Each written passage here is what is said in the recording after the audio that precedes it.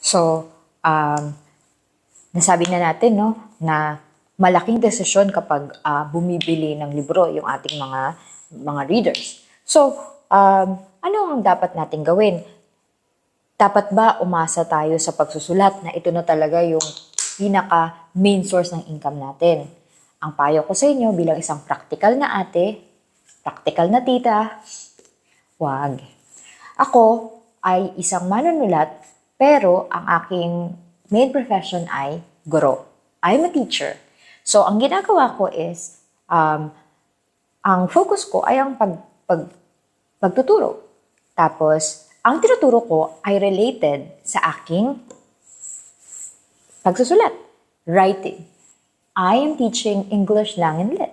And, kumbaga, para sa akin, ang pagsusulat is just a way for me to build my credibility para sa aking mga estudyante. So, parang sinasabi ko sa kanila na, kagaya nyo, isa din akong tao na very interested at nagsusulat. Kagaya nyo, may kakayahang magsulat.